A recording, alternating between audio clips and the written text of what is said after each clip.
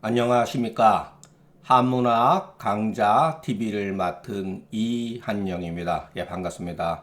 자, 공고해드린 대로 이번서부터는 노자 도덕경에 대해서 같이 한번 읽어보도록 하겠습니다. 자, 근데 사전에 양해 부탁드리고 싶은 말은, 자, 제가 노자에 대해 전공이냐냐 하면은 그렇지 않습니다.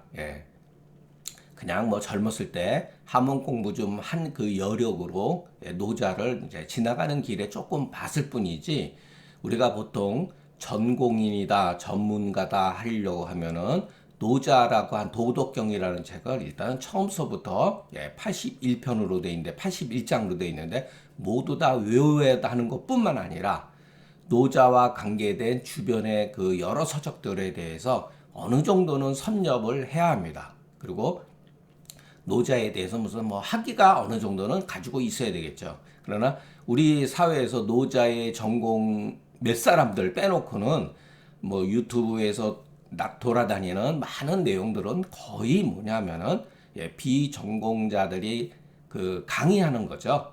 그리고 뭐 노자의 사상은 이런 거다, 무의자연이다. 뭐 틀린 말은 아니에요.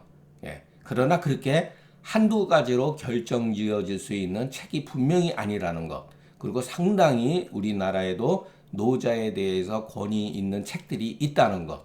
예. 그리고 우리가 검색을 해가지고 여러분이 검색을 하면은 얼마든지 제가 강의한 내용 이상으로 좋은 내용이 많이 있다는 것. 그것을 여러분들한테 먼저 말씀드리고 양해를 부탁드리겠습니다. 자, 우리가 이거를 한번 볼까? 자, 오늘서부터 우리가 노자의 도덕경이다. 또는 도덕경을 노자라고도 하죠. 노자라고 또 합니다. 요거는 책의 이름이죠. 책의 이름, 책명. 여기 노자는 저자. 자, 그런데 우리가 노자라는 사람과 노자라는 책의 이름을 여러분들이 이제는 구별을 하셔야 합니다. 어느 정도는. 과연 노자라고 하는 사람이 사실적인 실존 인물이냐라는 거예요. 그리고 노자라는 책, 도덕경이라는 책은 과연 어느 시대에 저술된 책이냐. 이게 한 사람의 글이냐. 그러니까 우리가 노자라는 노자라는 책 자체를 그것을 통해서 그 주변의 배경을 이해를 하게 되면은 고문서들이, 제가 예전에 말씀드렸죠. 고서라는 게 뭐라 그랬죠? 엄격하게 말하면은 진나라 한나라 초기, 광범위하게 하면은 한나라 중기까지 할 수도 있습니다. 그러니까 진나라 한나라 전반기에 걸쳐 우리가 알고 있는 책들, 그게 바로 고서입니다. 그 이외에 나온 책들은 고서라고 할 수가 없어요. 엄밀하게 말하면. 자, 그러면 우리가 고서가 가지고 있는 대부분의 어떤 통례가 있습니다.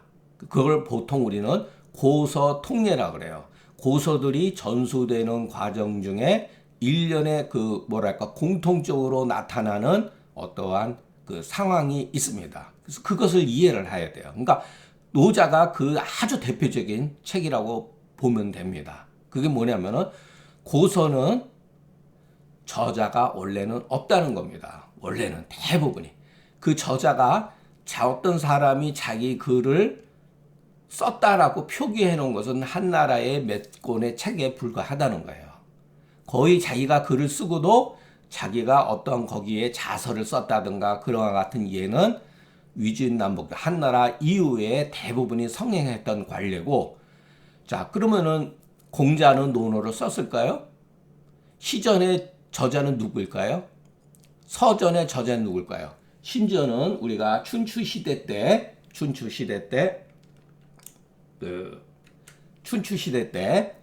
우리가 관중포수 알죠? 관중포수.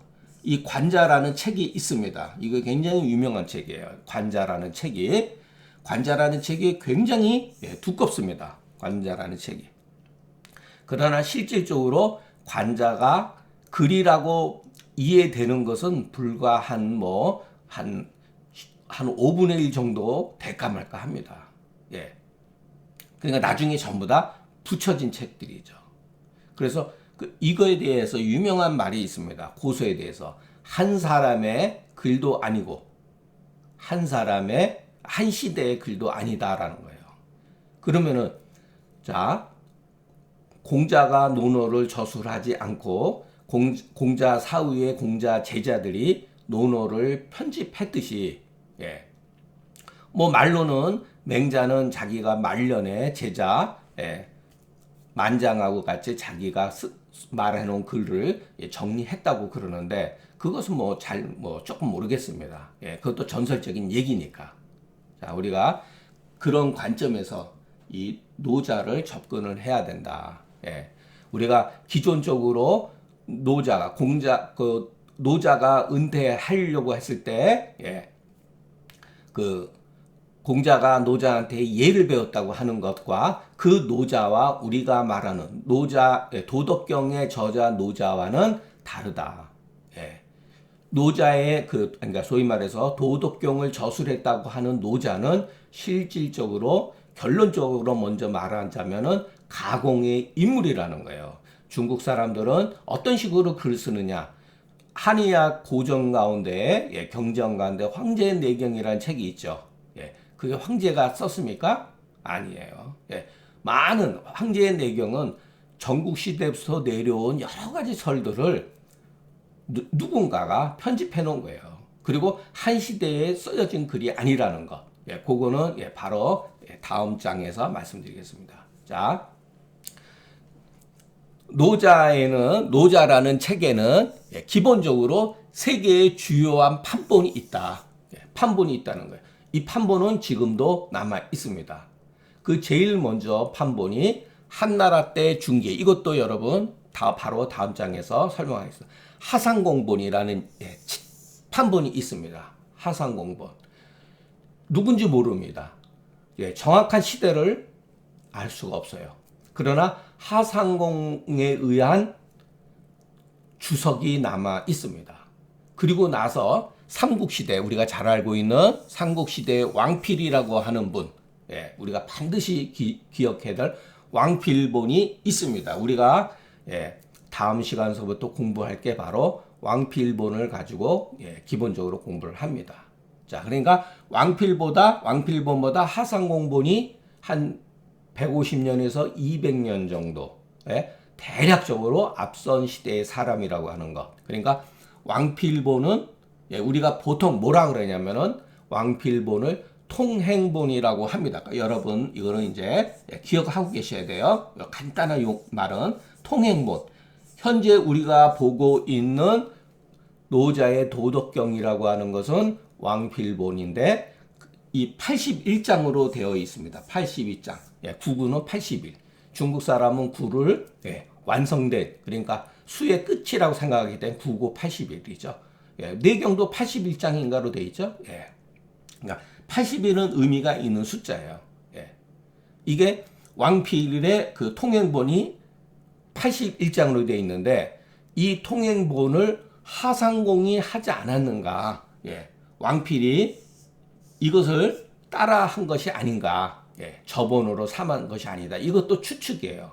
자, 그리고 당나라 때에 부혁본이라는 게 있었는데 저는 보지를 못했습니다. 이건 뭐 있겠죠. 부혁본이 있습니다. 근데 이 중에서 왕필본의 권위가 가장 인정됐다. 그래서 후세의 모든 사람들이 왕필본을 따랐다. 이게 이제 기본적인 내용이에요.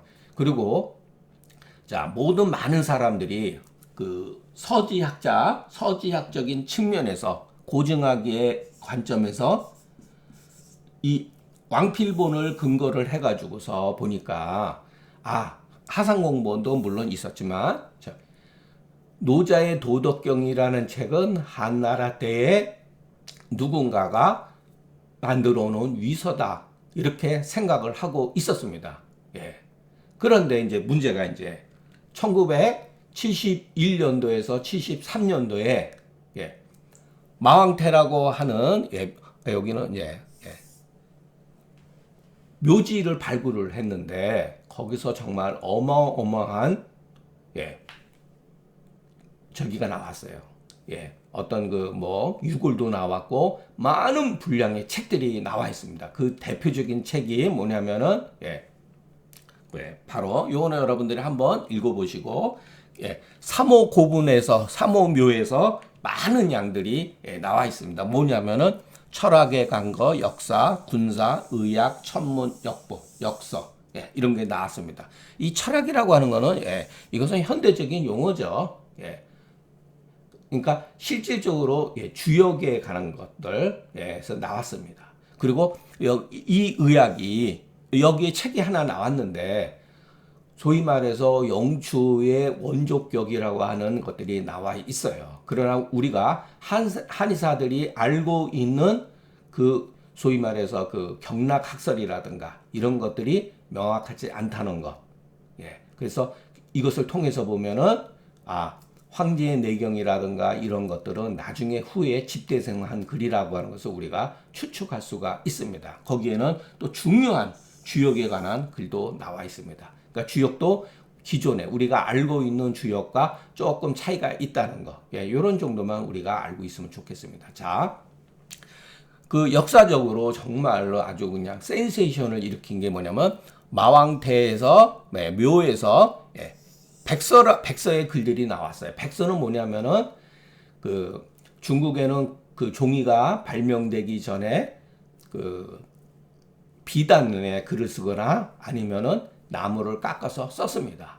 그래서 나무에 깎은 것을 죽간이라고 해요. 또는 독이라고도 합니다. 나무에 깎은 걸 독, 대나무에 깎은 것을 죽간본 이렇게 되어 있습니다.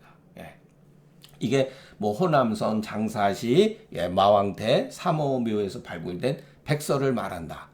그런데 그것을 이제 우리가 그 소위 말해서 그 물건 이 시대가 어느 시대인지 알아야 되잖아요. 그러니까 추측밖에 못합니다. 정확하게 알 수 있는 뭐가 없어요.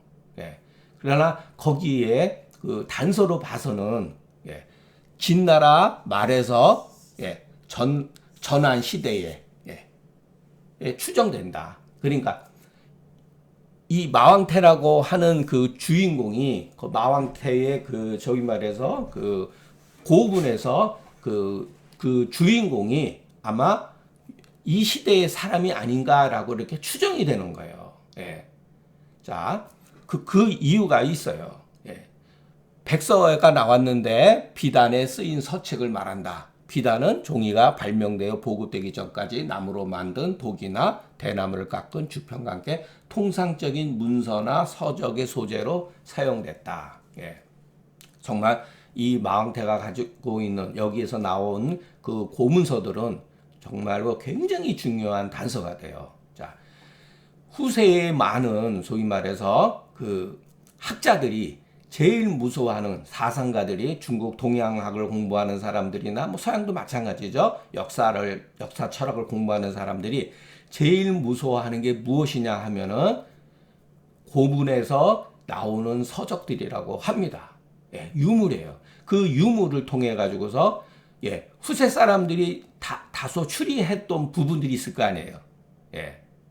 이 사상은 어쩌다 저쩌다. 그런데 막상 그 시대의 글들이 나와서 보면은 기존에 우리가 알고 있는 내용과 다른 경우가 많다는 거예요. 그러면은 기존에 있었던 학설은 전부 다 폐기 처분돼야 되죠. 그 대표적인 게 이 노자의 글이 나온 겁니다. 자, 그런데 여기서 우리가 한 가지 또 생각해야 될 부분이 있어요. 그 많은 서적 가운데 하필 마왕대묘에서 거의 완성된 노자의 글이 나왔는가 하는 거예요. 그것도 여러분아 왜 그랬을까요?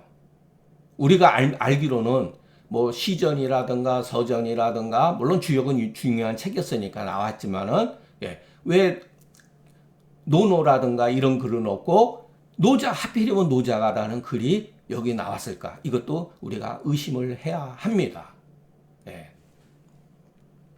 자, 이거는 많은 학자들 우리가 그 노자 백서를 구글에서 두들기면은 이것은 그냥 제가 그대로 베낀 겁니다. 예. 그리고 그 제가 지금서부터 한 20여 년 전에 우리나라 그 학자인데 김홍경 선생이라고 해서 저는 이분이 잘 모릅니다. 성균관대 나와서 미국에 가서 학위를 받고 그랬는데 이분이 노자에 대한 글을 쓰셨어요. 노자에 대한 도덕경인데 제가 그 책을 가지고 있습니다. 거기에서 중요한 것은 제가 조금 추렸습니다. 그러니까 여러분들이 요 글을 한번 읽어보시면 좋겠습니다. 이제 어떤 방식으로 옛날 글을 우리가 후세 사람이 연구를 하는가? 어떤 글자를 통해서 이해할 수가 있습니다. 왜냐하면 그 글자를 통해서 그 시대에 쓰여진 글인 경우도 있고 아닌 경우도 있다는 거예요. 자, 거기에 보면은 한나라 고조의 이름이 유방이잖아요. 근데 어떤 노자 책에는 이 나라방이잖아요. 이 방자를 쓰지 않고 나라국을 쓰는 경우도 있고. 자, 한나라 문제 때, 해제 때는 이름이 영인데 유영이었고 문제의 이름은 환인데, 항인데 이 노자 도덕경 처음에 나와 있는 예를 들어서 도가도면 비상도다. 원래는 어떤 판본에는 항자로 되어 있는데 상자로 바뀐 게 있어요. 어떤 경우는 나라 방자로 돼 있어야 되는데 나라 국자로 돼 있는 경우가 있어요. 그래서 그것을 피휘라고 합니다. 이름을 피한다. 이름을 피한다는 거예요. 그러니까 이름이 이제 성은 빼놓고 이름이 두 글자잖아요. 두 글자 가운데 하나는 아무개 뭐 이러는 거예요. 아무개. 그래서 차마 못 부르는 거죠. 그러니까 한나라 때의 학자들은 자기 나라의 그 황제의 이름을 피하기 위해서 같은 뜻의 의미에 해당되는 글자를 대체로 썼다는 거예요. 그게 노자 도덕경에 일부 나온다는 거예요. 자, 그러면 도가도면 비상도, 어떨 때는 비항도. 그러니까 여기 그 마왕태에 나온 백서에서는 항자로 되어 있습니다. 그런데 소위 말해서 후세에 나와 있는 통행본에는 항자 대신에 상자로 되어 있어요. 그것을 통해 가지고서 이게 한나라 말기에서부터 한나라 초엽에 이게 글이로구나라는 것을 우리가 대충 알 수가 있다는 거예요. 이것도 다 추리입니다. 또 중요한 게 있습니다. 서체예요, 서체. 이 서체라고 하는 거는 자, 중국은 진시황이 그 통일을 하기 전에 육국의 글자가 다 달랐다는 겁니다. 자, 어조사의 쓰임새도 조금씩 다 달랐다는 거예요. 예를 들어서 어조사 호자 같은 경우, 이런 거는 죄송합니다. 이 어조사 호 같은 경우는 초나라에서 쓰던 방식이라고 합니다. 초나라에서 쓰던 방식이에요. 그래서 이것을 통해 가지고서 우리가 백서에는 죄송합니다. 그 통행본에는 어조사가 호자로 돼 있어요. 어조사가 호자로 돼 있어서 이것은 초나라의 영향을 받은 글일 거다 이렇게 추측을 했는데 실질적으로 마왕태 백서에서는 어조사 호자로 되어 있지 않다는 거예요. 그것은 다음에 바로 얘기해 드리겠습니다. 자, 일종의 이것은 사투리죠. 예를 들어서 이 지역마다의 그 사투리, 이걸 방언이라고 하죠. 이 방언에 대해서 아주 중요한 책을 남긴 사람이 한나라 중기의 양자홍이라는 사람이 방언이라는 책을 썼다고 제가 여러분들한테 예전에 설명 자주 드렸죠. 그러니까 굉장히 중요한 책입니다. 방언이라는 책이. 자, 다시 돌아가서 서체. 중국에 우리가 지금 쓰고 있는 것은 전서체, 예서체, 그리고 초서, 행서, 초서, 예서 이렇게 죄송합니다. 해서체 이렇게 돼 있죠. 5개. 그러나 제일 먼저 진시 황제가 문자를 통일했을 때 서체는 뭐였냐면은 소전체라고 합니다. 소전체. 그러니까 지금도 여러분 어떤 고관 대작의 묘비, 조선시대의 묘비, 중국의 묘비에 보면 그 묘비 위에 맨 위에 예를 들어서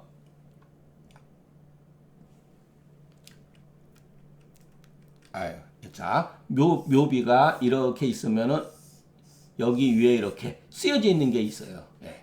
여기 이제 뭐라고 막 써 있고, 자, 여기에 쓰여져 있는 글은 지금도 전서체로 씁니다. 전서체로. 보통은 지금도.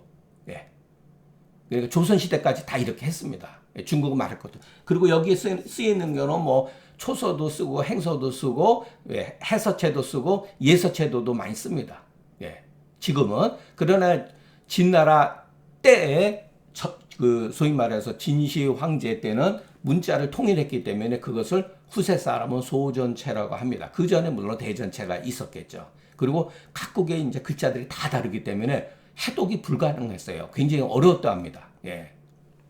자, 그런데 거기 내용에 보니까 서체를 보니까 이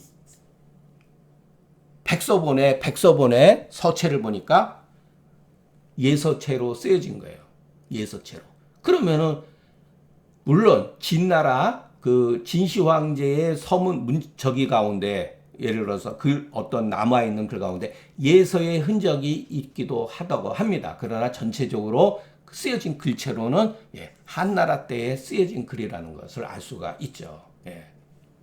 예, 그런 정도만 우리가 예, 알았으면 좋겠습니다. 자, 그런데 문제가 또 생겼어요. 또 1993년도에 예, 마왕태 백서가 발견된 뒤 20년 뒤에 후베이성 뭐 이래서 예, 곽점촌이라고 하는 동네에서 전국 시대의 전국 말기 초나라 무덤이 발굴이 되었다는 거예요. 거기에서 노자에 해당되는 글이 또 나왔습니다.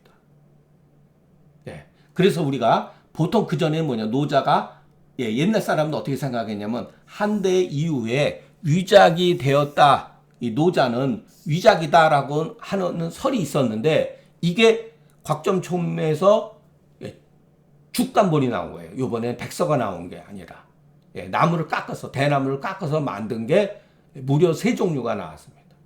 예, 그래서 이게 틀렸다는 설이죠.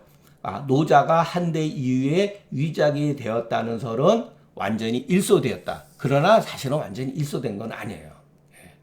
자, 이 곽점의 그 초나라 무덤에서 출간된 걸 죽간본이라 한다. 이것을 뭐라 그러냐면 곽점 초묘 죽간본이라고 합니다. 우리가 이런 걸 외울 필요는 없어요. 다만 마왕대묘보다 앞선 시대다. 예, 이거 몇백 년 앞선 거죠. 또. 예. 그러니까 이게 이제 공부하는 사람이 막 속된 말해서 미치고 환장을 노릇이에요. 예. 야, 이거로 봐서는, 야, 노자는 이런 책이다라고 결정을 지었는데, 이게 또 뒤집어진 거죠.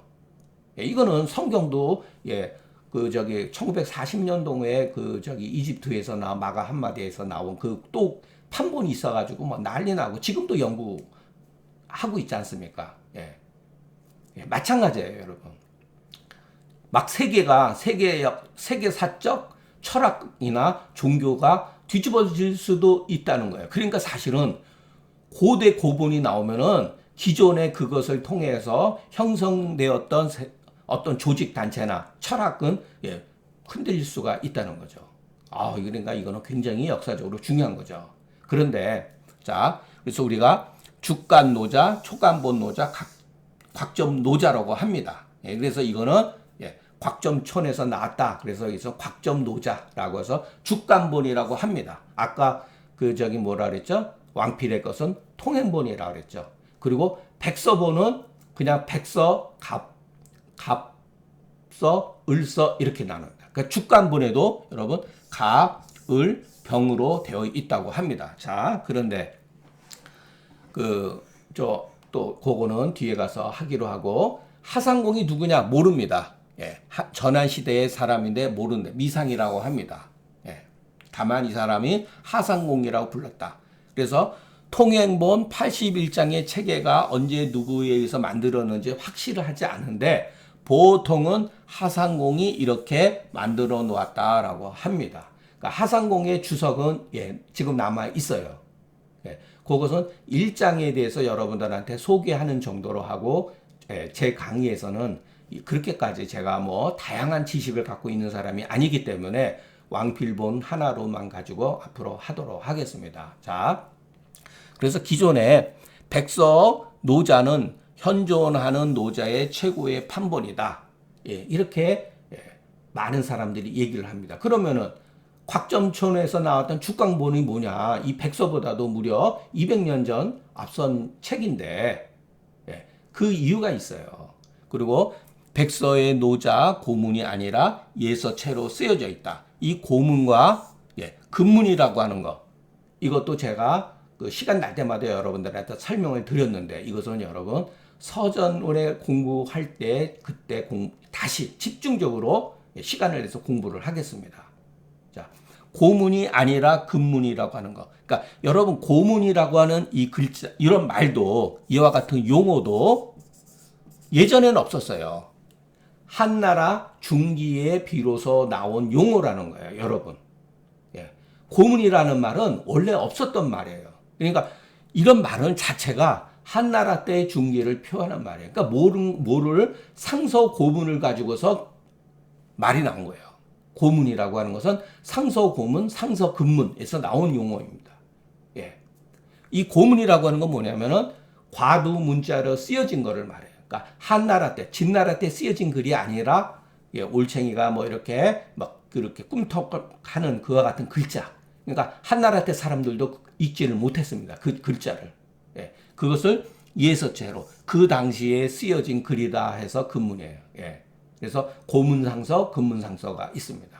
자, 그런데 우리가 여기서 그 마흥태묘의 3호본에서 노자의 갑본, 을본이 있었다는 것. 그래서 을본이 갑본을 저본으로 해서 부분적으로 조금 윤색한 것이 있다.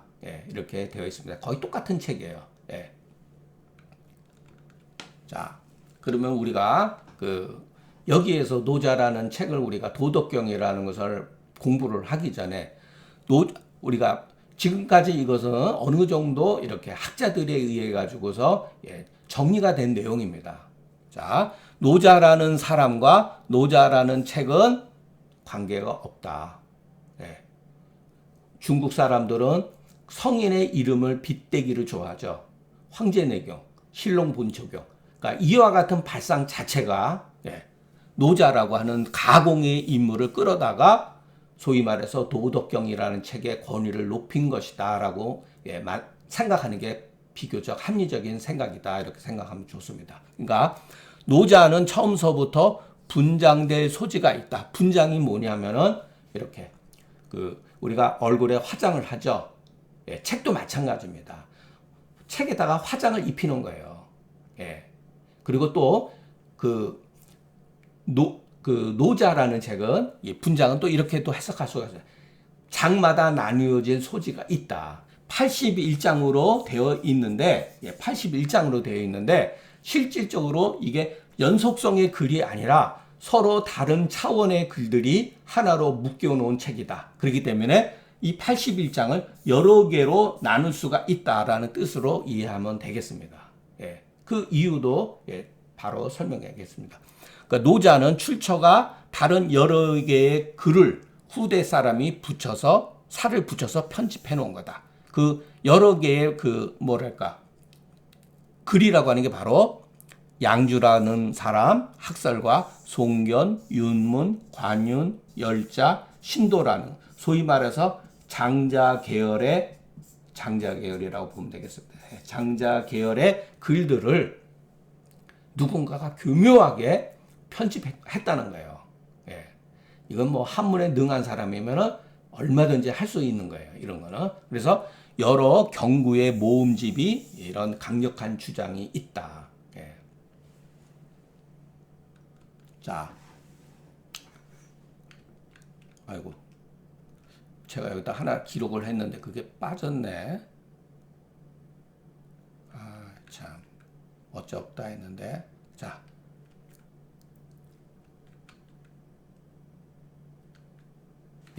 이 곽점천 묘에 대해서 제가 하겠습니다. 요 외에 보면은 제가 했는데, 복사를 했는데 막상 또 해보니까 더 복사된 부분이 빠졌네요. 아, 참네. 여기 보면은 죽간번에 갑을병이라는 게 있잖아요. 예. 여기에 보면은 노자의 이 대나무가 길이가 다릅니다. 여기 한 30cm, 예, 을은 한 제가 정확하게 기억이 안 돼요. 대나무에 예를 들어서 요게 한 23cm인가? 예, 23cm고 병은 뭐 한 20cm 미만 정도, 예, 됩니다. 예.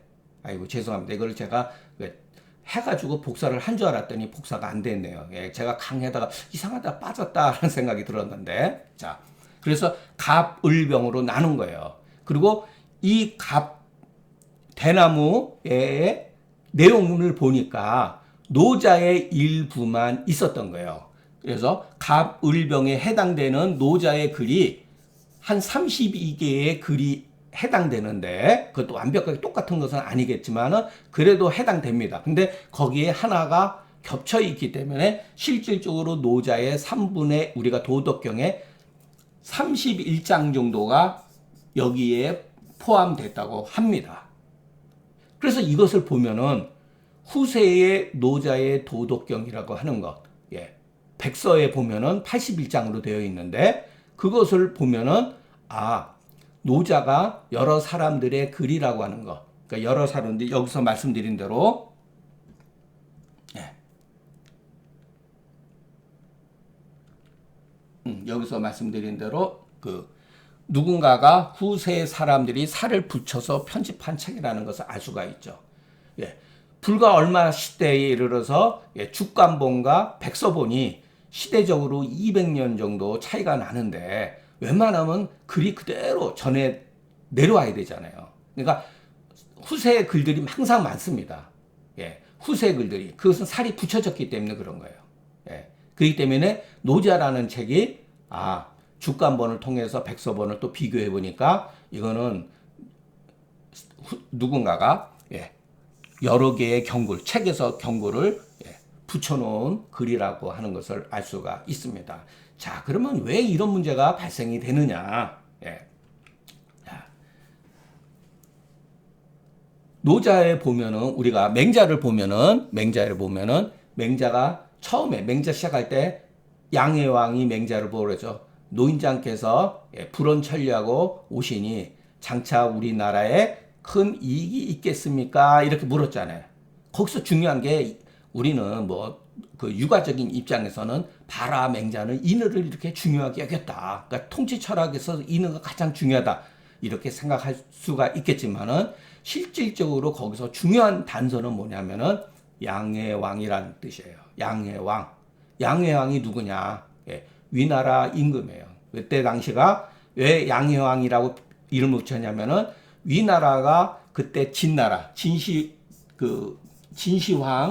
그 진나라에 의해서, 진시황이 진짜입니다. 진나라에 의해서 이때 상황이라고 하는 사람이 있었습니다. 상황에 의해 가지고서 이 위나라가 수도가 파괴돼서 대량으로 옮겨갔어요. 그래서 양해왕이라고 쓴 거예요. 그렇기 때문에 양해왕이라고 하는 이름에는 명칭에는 그 시대를 반영하는 거예요. 맹자는 어느 시대 사람인가? 이건 부인할 수 없는 사실이죠.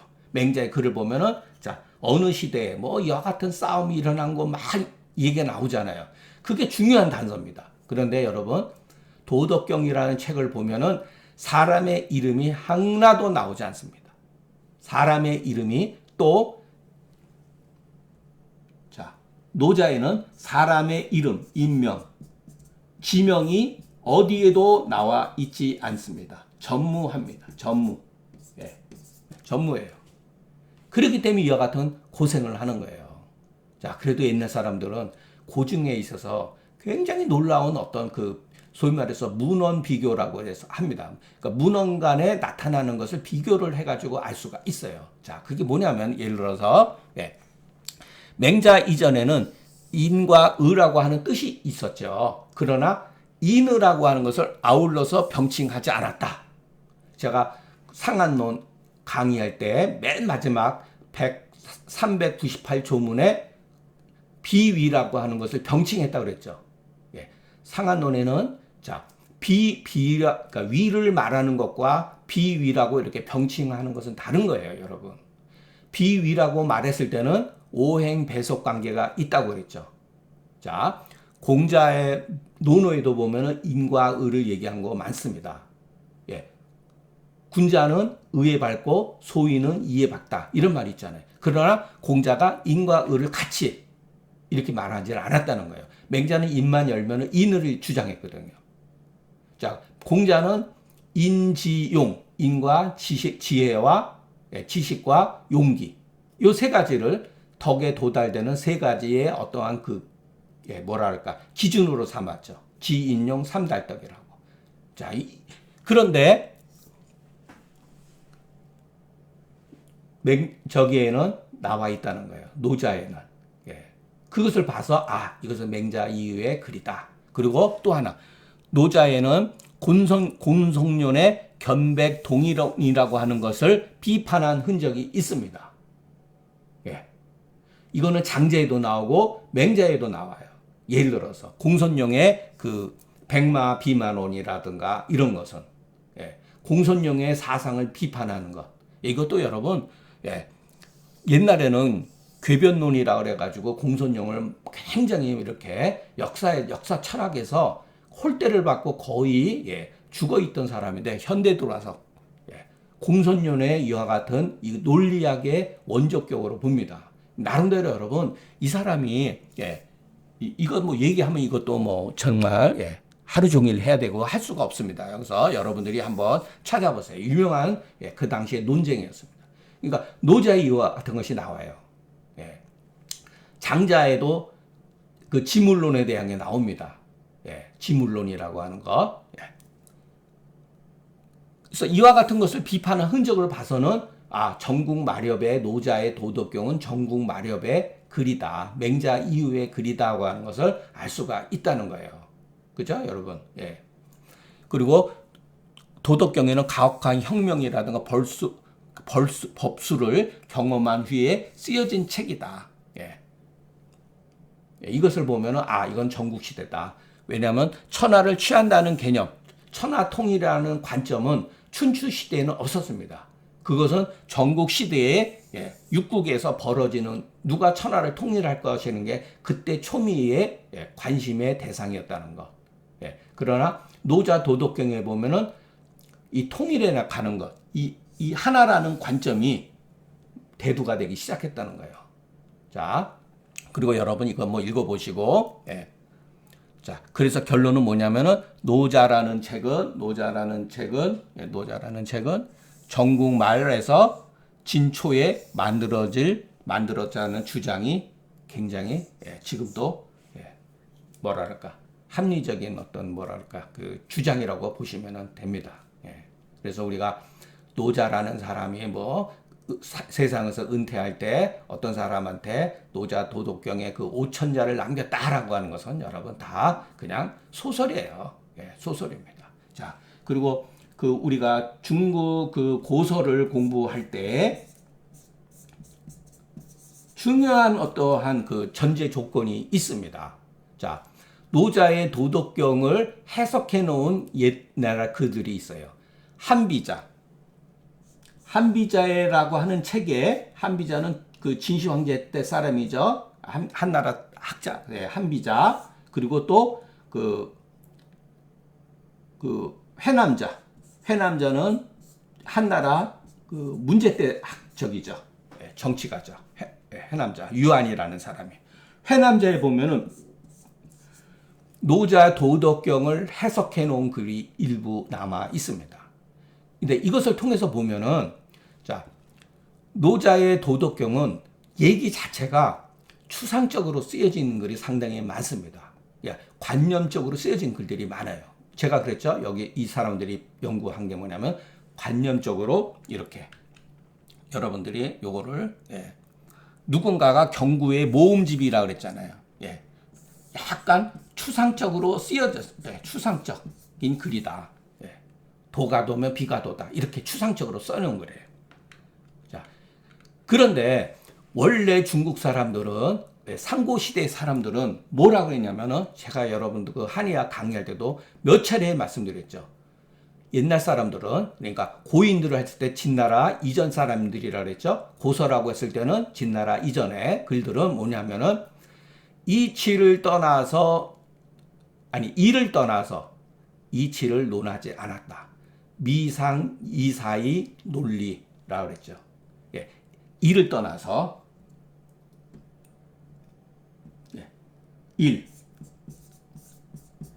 일을 벗어나서 일을 논하지 않았다는 거예요. 그러니까 일을 논할 때는 반드시 어떠한 역사적인 사건을 통해서 얘기를 했다는 겁니다. 그러니까 노자 도덕경에 나와 있는 그 추상적인 얘기들, 그것은 어떠한 역사적 사건이 거기에 있다는 거예요.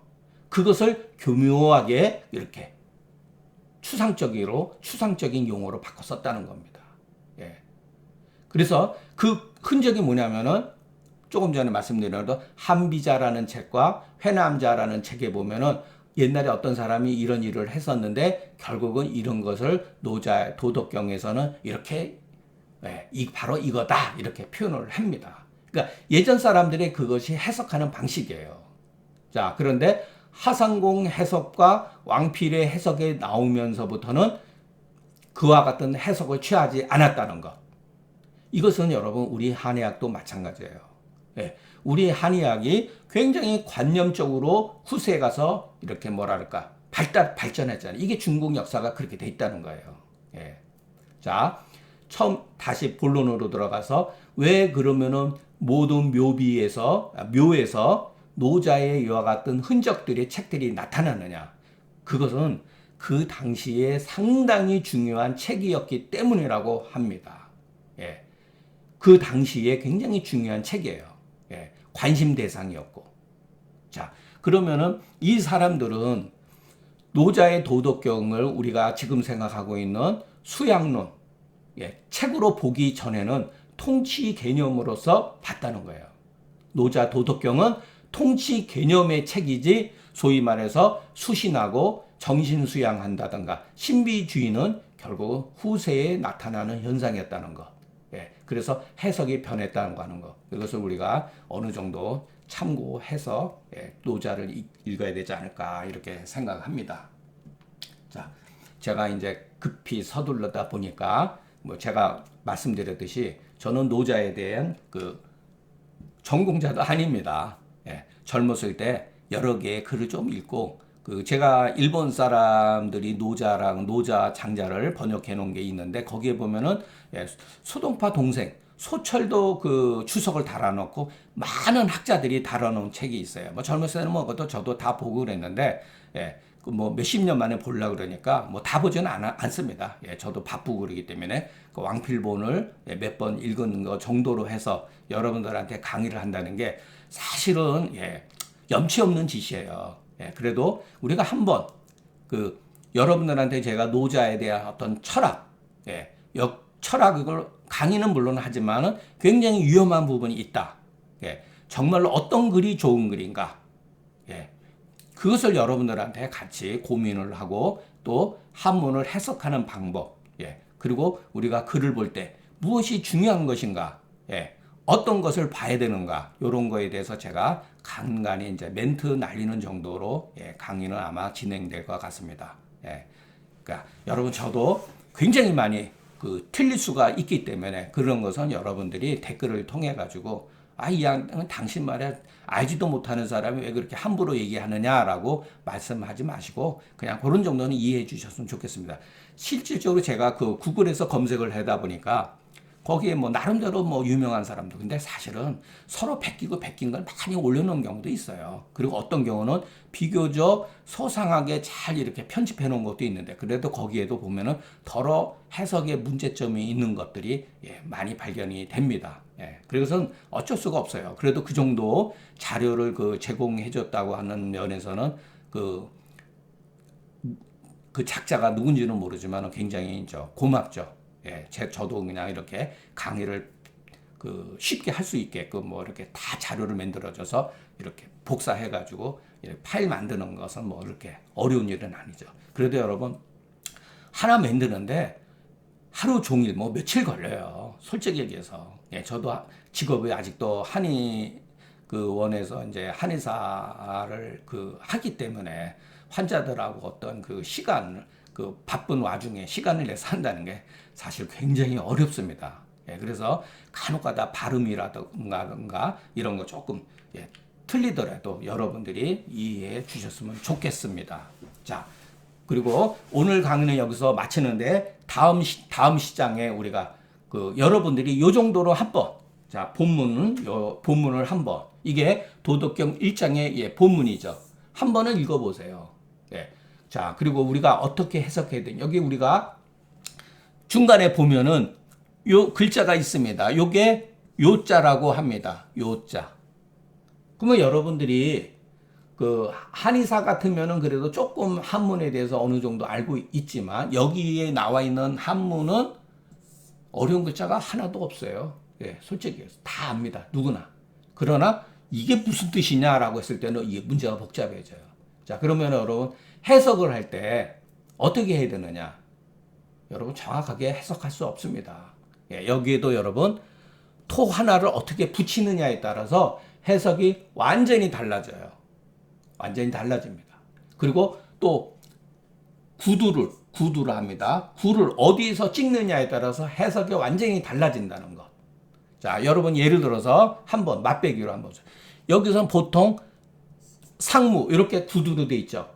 그런데 요거를 후세에 송나라 때 그 사마광은 이 무역에서 끊었습니다. 무역이 상무역이 관기묘하고 상유역이 관기묘한다 이렇게 했습니다. 이게 한때 유행했어요. 이거 그럴듯한데 이렇게 했습니다. 근데 누구도 거기에 대해서 반론을 제기할 수가 없어요. 그런데 백서본이 나오고 나서 보니까 요렇게 끊으면 안 된다는 거예요. 예. 죄송합니다. 예. 상무. 예. 원래 무역으로 이렇게 예, 되어져 있는 거를 제가 일부러 이렇게 썼습니다. 사마광은 상무, 그러니까 무와 유로 이렇게 구분해서 절구를 했다는 거. 예. 그러면 해석이 완전히 또 달라지죠. 그러나 백서본에 나오니까 무역으로 읽어야 된다. 유역으로 읽어야 된다. 무나 유에서 절구하면 안 된다는 게 나와 있습니다. 예. 자, 그래서 어려운 거예요. 그리고 우리가 해석을 할 때 여러분 다음 글도 다 마찬가지죠. 예, 이거는 이제 그냥 대충 하시면 됩니다. 예. 정확하게 하지 말고 제가 속된 말로 통밥으로 해라. 10%만 맞아도 되고 30%만 맞아도 되고 50%만 맞아도 됩니다. 예. 여러분 가운데 언제 사전 찾아보겠습니까? 사전 찾아볼 필요가 없어요. 그냥 느낌으로. 예. 자, 한문은 항상 대꾸로 되어 있어요. 대꾸. 예. 대꾸로 되어 있습니다. 그래서 하나의 구절이 앞에 구절이 어느 정도 통하면은 그 다음 글은 상대적인 글이기 때문에 그 상대적인 관점에서 해석을 하면은 별로 틀리지가 않다는 것. 예. 그래서 여러분 정확하게 해석하면 좋지만 이 정확한다고 하는 것이 굉장히 어렵다는 것. 자, 여러분 여기에 있어서도 여기에 토를 어떻게 붙여야 되느냐? 여러분 여기에 토에 붙이는 거에 따라 이 해석이 틀려져요. 예. 그렇기 때문에 이렇게 해석해도 되고 저렇게 해석해도 된다는 거예요. 예. 그렇기 때문에 여러분 우리가 대충 해라. 네. 이게 틀린 얘기가 아닙니다. 예. 각자 느낌에 의해서 그냥 이런 뜻 같다. 예. 틀리지 않다고 하는 거. 예. 그런 식으로 우리가 앞으로 강의를 해 나가려고 합니다. 자, 어떻게 보면 그 이상은 뭐 저도 저로서도 굉장히 힘든 얘기고, 자, 오늘 첫 시간은 이제 노자 도덕경에 대한 오리엔테이션으로 하는 것으로 마치고, 자, 중요한 내용들은 제가 강의하는 중간중간마다 생각나는 대로 여러분들한테 필요로 하는 정보는 그때 필요에 의해서 제공하도록 하겠습니다. 자, 오늘 강의는 여기서 마치겠습니다. 자, 우리가 그 여러 어려운 과정을 겪어왔듯이 솔직히 얘기해서 노자 도덕경은 뭐 제가 감당할 수 있는 뭐 내용이 철학적이다 그런 게 아니라 제가 외우지를 못했다는 하는 글. 예. 그리고 저도 뒤에 글들은 전부 다 지금 기억을 못하고 있다는 것. 예. 그것을 이해를 해 주시고 예. 조금 부분적으로 예. 틀리더라도 그냥 이해해 주셨으면 좋겠습니다. 예. 오늘 강의는 여기서 마치겠습니다. 경청해 주셔서 감사합니다.